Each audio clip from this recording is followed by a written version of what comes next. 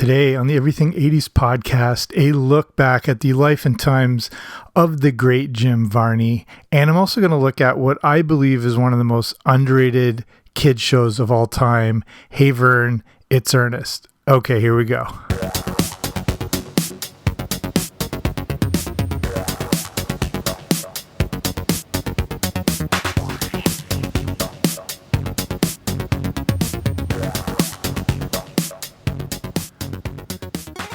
Hey there, what's happening? Welcome back to the Everything 80s podcast. I'm Jamie. Thanks for coming on out today. Jim Varney brought us the beloved character of Ernest P. Worrell. He would often appear on the big screen, but he did make the jump to a TV show, which we'll talk about in a little bit.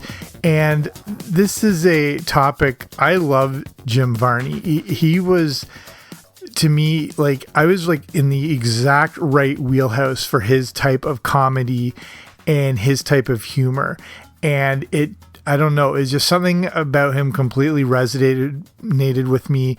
The movies as well, a few of the classics, he made a lot more than I even realized. But a lot of this stuff, which I find relatively groundbreaking, especially when we look back at Hey Vern, It's Ernest, which we'll get to in a little bit, which you may not remember. I remember very well. It was short-lived, but we'll cover all that in a bit. And before we start, if you haven't already, make sure you subscribe wherever you find your podcast. I should be there. And on a side note, as I mentioned this on patreon.com, and this is just, I don't know if you want to call these announcements or interesting things of the week. If you are on Disney Plus, you may or may not have noticed this very quiet announcement, not even an announcement, a release of a new category in Star Wars called Star Wars Vintage. And I didn't see anything mentioned about this. It's kind of this throwback retro little mini channel within Star Wars on Disney Plus, and it's got things like the Ewoks cartoon from the 80s, which was great. It's also got those live action Ewok shows like Caravan of Courage or The Battle for Endor, which were kind of awful but amazing at the time because it was, you know, new Star Wars content when you were a kid. We only got 3 of the movies at the time and you had to wait a while. This was just new stuff. So Disney Plus has put this out. And then a very interesting release, a 9-minute cartoon called The Faithful Wookiee. And if you've hung around this podcast before, you know how much I'm consumed with the infamous Star Wars holiday special. And if you've seen this special, if you don't know what I'm talking about, you're gonna have to just go back to the earlier episodes. I'll put a link in the show notes, so wherever you're listening, whatever it's on, like Spotify, YouTube, Apple Podcasts, whatever, just with the description of the show, I'll put a link to my episode about the Star Wars holiday special. So this thing is critically panned. It's one of the worst things ever aired on TV. But the one redeeming part of this special is this little 9-minute cartoon in the middle of the show. And it just sort of comes out of nowhere and it's not really connected to anything. And Disney Plus has taken this little bit from the Star Wars holiday special and put it into this Star Wars vintage package. But they haven't put any context about this thing.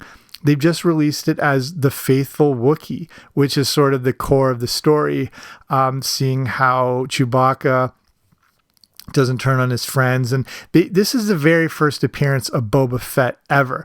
But, you know, for so many people who didn't get to see the special, they didn't know about him and wouldn't see him until The Empire Strikes Back. So it's so weird that Disney would put this out because the Star Wars holiday special has been just disowned by everyone who had anything to do with it. You know, George Lucas, and now the fact that Disney owns it, and Lucasfilm, and all the people involved with it just refuse to acknowledge this thing ever exists. So it's pretty astounding that this thing is now out there. The closest thing they've come is the acknowledgement of Life Day, which is the Wookiee holiday, which is the whole premise of the Star Wars holiday special.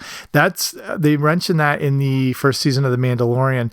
Then there's also the Lego Star Wars holiday special they released, which again has references to Life Day and stuff like that. So the fact that they've actually taken real footage, like real portion of this infamous special, and released it is pretty groundbreaking if you're remotely a fan of the holiday special. So maybe it's getting one step closer to the fact Disney will fully recognize that this thing's existed and, do a full proper release and like a remastered whole deal, but we can only hope. So yeah, that's what I just mentioned on Patreon and the people there. If you want to learn more about Patreon, I'll cover more about that at the end of the show, because we've got to get to Jim Varney. So again, growing up in the 80s, there's several things that had this sort of profound influence on me. I like, all the usual video games, the same comic book, cartoons, all that stuff. But again, I love things like Pee-wee's Playhouse, and I love the Far Side comics. Those things like really appeal to my sensibilities. And like I mentioned, it was the work of Jim Varney as Ernest P. Worrell. And it's, again, another one of those things where you feel like this character and the humor was made just for you. Like, it's like they knew exactly what would make you laugh. But, turns out a lot of other people felt the same way as the work of Jim Varney spread over the decades. So let's look at the early days before everything with Ernest, and then into the Hey Vern, It's Ernest show. And then again, I recommend checking out the blog version of this show. So it's got more like some of the early video clips, pictures, everything like that. So same thing wherever you're listening to this, wherever the show notes are, I'll put a link to it. So here's the early days. So Jim Varney was a lifelong performer. That included some stand-up work. His act, it reminded me a little, kind of a combination of Jeff Foxworthy and Tim Allen put together, but stand-up comedy just didn't work out for him. And, he tried to make it in LA, and it just wasn't happening. He ended up moving back to his hometown. So this was in 1980. And then he would end up getting a call from a man that would be instrumental in his work over the coming decades, a guy named John Cherry. So Cherry had worked in advertising, and they thought, Varney might be a good guy to use. And they had actually already used him in a local commercial in the 70s, but they're like, there might be something more to this guy. And the main thing is they had an idea for a new character, and it was thought that Jim Varney would be perfect. So the commercial was going to be for a new amusement park. The problem was the park was still run down, and they were in the process of restoring it, but they were trying to sort of build the hype. And they wanted to create some buzz, but they didn't want to show this sort of dilapidated park. The idea for the commercial was to have this guy who was super excited about the park talking to his neighbor about how great it was. This way, they could create awareness and excitement about the park without having to show it. So they had the basic idea for this character, this neighbor guy, but Jim Varney brought his own uniqueness and interpretation of it into what we now know as Ernest P. Worrell. And if you check the show notes, I've got these clips here, but if you're on YouTube, you can look up the early Jim Varney Ernest commercials from 1983. So this, of course, would give rise to Ernest P. Worrell and Vern. So the simple ad was seen by another client called Purity Dairy, and they thought the character of Ernest would be the perfect way to advertise their products. They specifically wanted to go after the kid market, and the character of Ernest seemed to have great kid appeal. So I barely remember these, but I do recall back when Jim Varney started doing more commercial work on a little more national stage. You remember just him as this goofy looking guy with that thick Southern accent, seemed like a cartoon character come to life. But now the ball really gets rolling. Advertisers were clamoring to get Jim Varney, and more specifically Ernest, into their commercials. He would end up appearing in every type of commercial you could imagine, especially with some very big names, including Sprite, Toyota, Coca-Cola, Mountain Dew, Hoover, all the big ones. Over the course of his career, Jim Varney would do upwards of 3,000 commercials. Since these were big brands, the commercials, like I mentioned, were now airing all over the country, giving some massive exposure to Ernest. Along the way, we get introduced to his fictitious neighbor, Vern, who he had been selling the products to. We also got his now trademark catchphrase, "Know what I mean?" Another big part of the appeal was that all the ads had a very local feel, as they were all filmed in Cherry's hometown, and they would often film up to 25 different commercials a day. This made the character of Ernest feel like a genuine neighbor and someone you knew. Varney also said how the idea of the character was the person everyone felt they knew or everyone grew up with. It was the guy who always had found the better deal or was more in the know about something new. But he doesn't come across like a jerk. He's just excited to share everything. You're probably picturing someone right now. I know I am. So now Ernest gets discovered.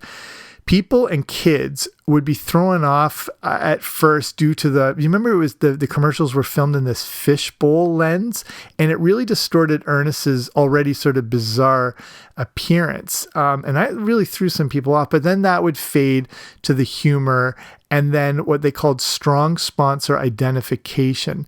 And that's why he was used in 3,000 commercials.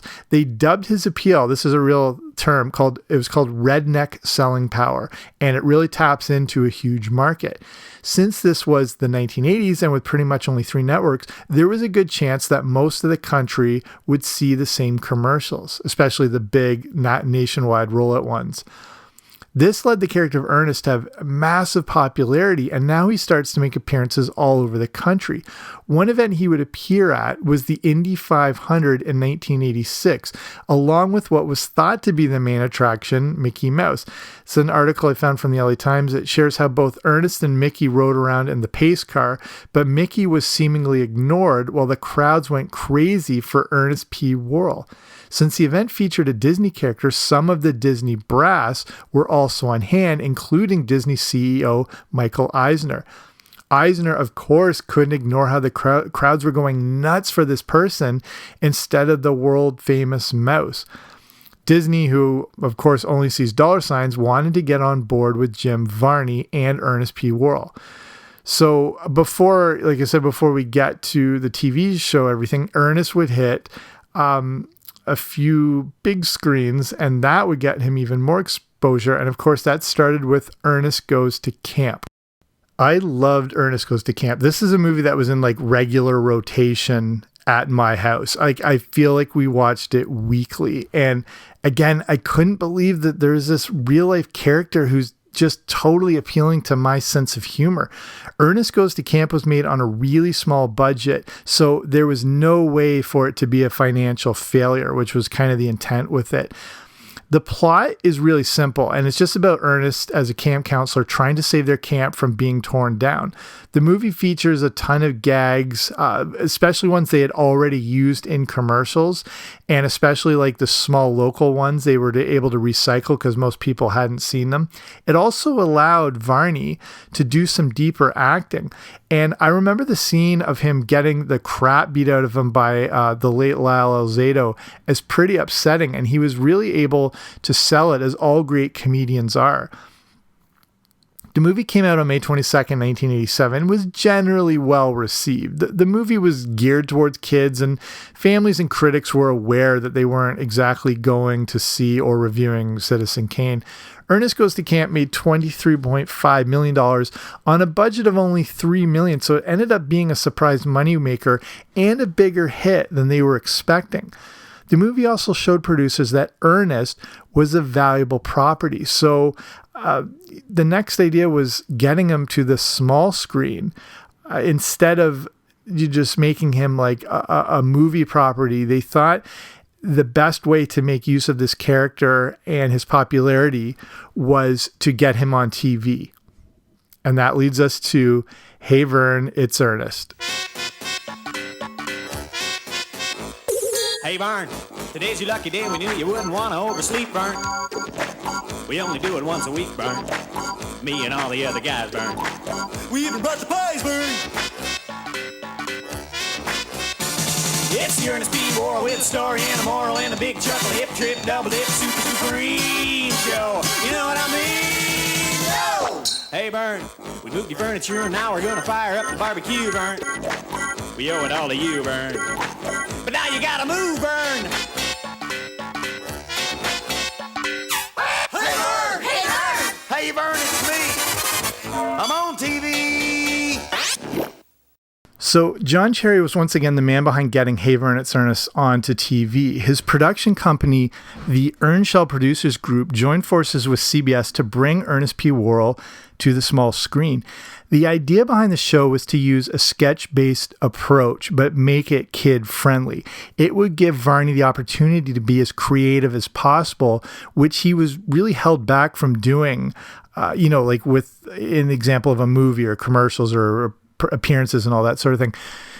Varney was kind of limited with only performing the character of Ernest, and Hey Vern, It's Ernest would give him the opportunity to show off his really wide range of performance abilities, because he's a genuinely professionally trained actor. So the show would be live action and really give everyone involved the chance to be as imaginative as possible. And that to me really came through. I hope you remember this show. If you didn't, it's tough to kind of envision, but it really was at the forefront of creativity. It would air on Saturday mornings, which meant competing against our beloved cartoons. So since they would be live action, they took the approach of being like a live action cartoon. So it was quick moving sketches.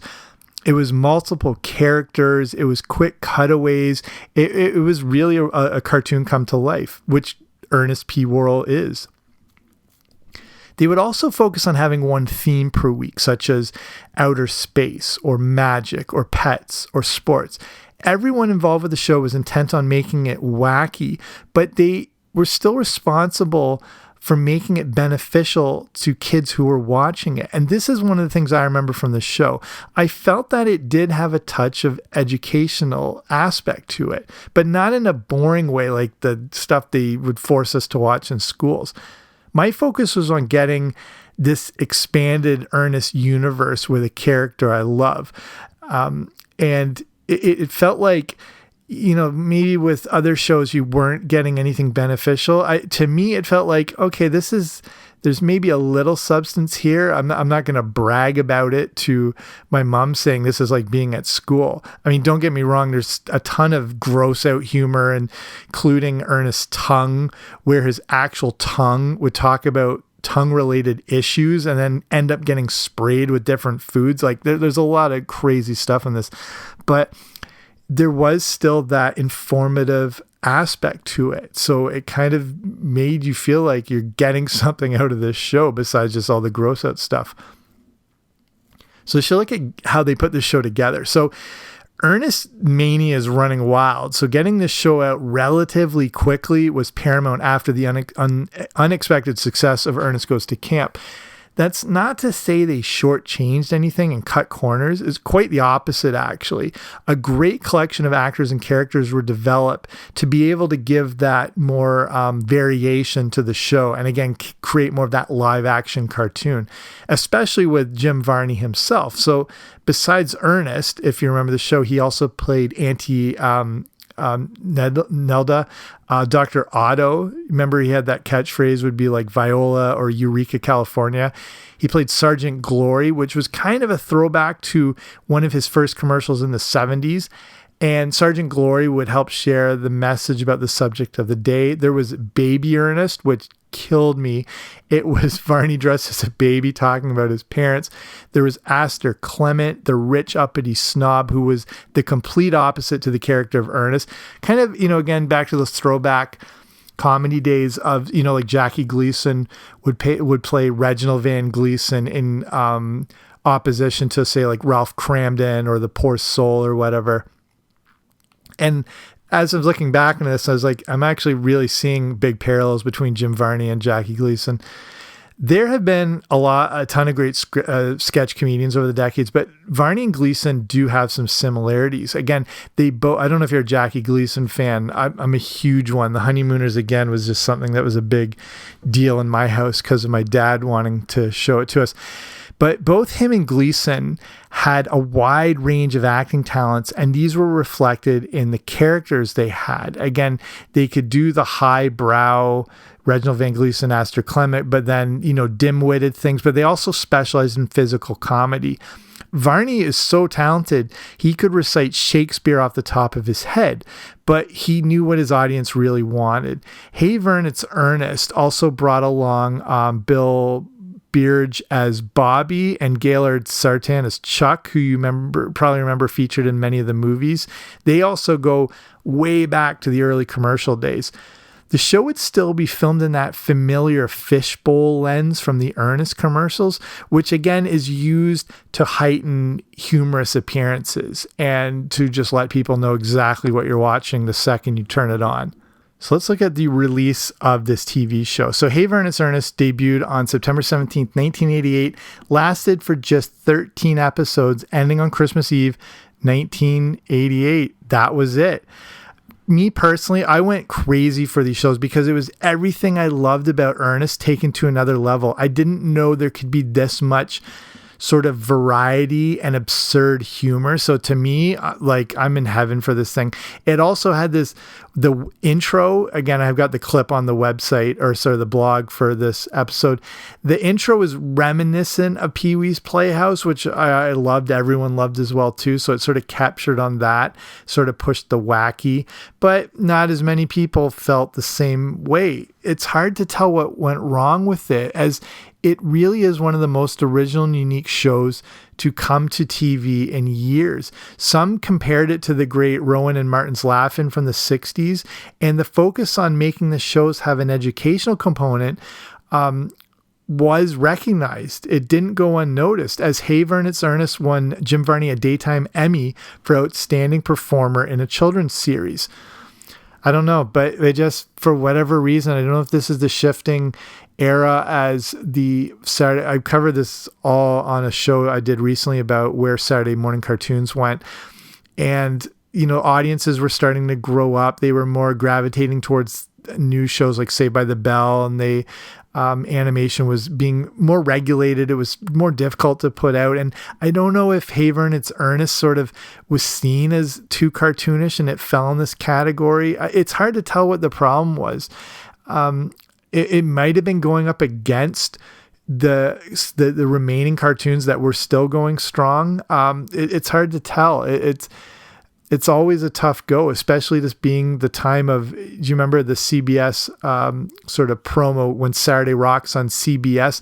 There were still a ton of great cartoons, as well as these new live action shows that could only be seen on Saturday mornings. So, you know, you can only watch one thing at a time. So maybe Hey Vern, It's Ernest was pushed aside for a lot of people who still maybe weren't as familiar with them.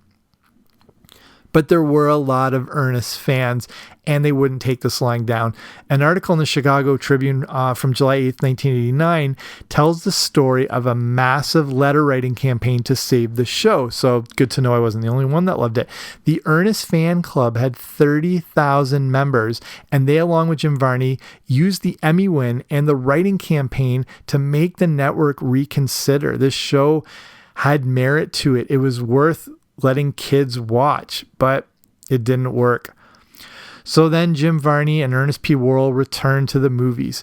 It's funny because despite the failure of the TV show, the character of Ernest was still a super hot property. Maybe this was because people preferred seeing him in a full adventure. I don't know.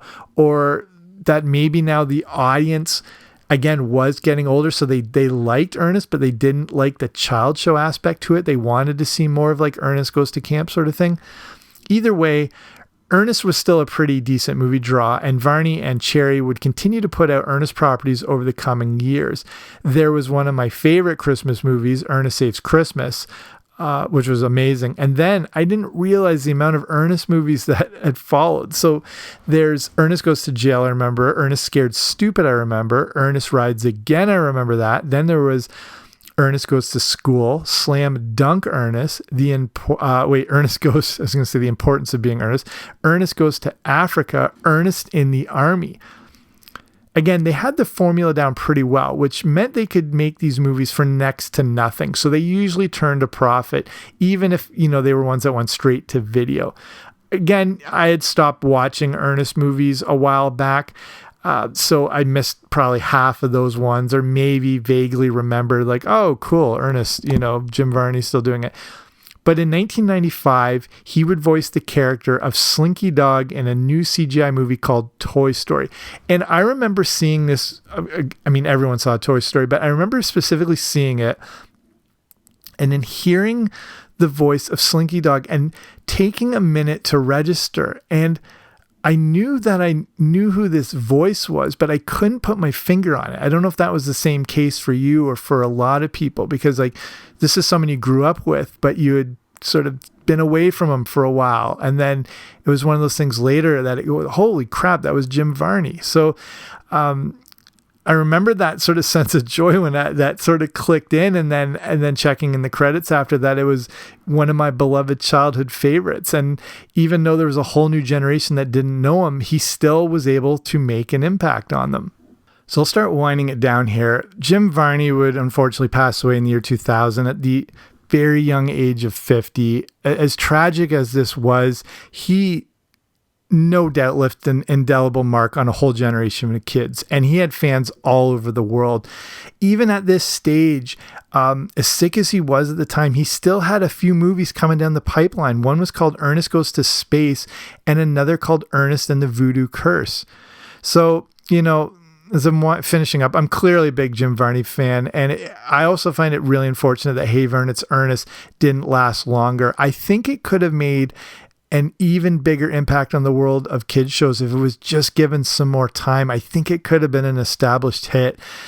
I don't know if along the lines of Pee-wee's Playhouse per se, maybe, or Schoolhouse Rock, but I think it could have been in the conversation. A guy as creative as Jim Varney would only continue to create, and I think we missed out on a lot of what could have happened, or that if this show was given more chance, or if he was able to recreate it in another format. I think he could have put out one of the best kids shows of all time, whether he rehashed it or just came at it from a new approach, or they gave it a few years and allowed him to get back into it. But whatever, shows like this were a dream come true to a kid like me. The movies were just exactly what I wanted to watch. It took the character I already loved and put him into every circumstance you could think of. The TV show was off the rails, but just like his movies and like the man himself, everything he did had some character and warmth to it. So I'll finish it up there. Thank you for listening.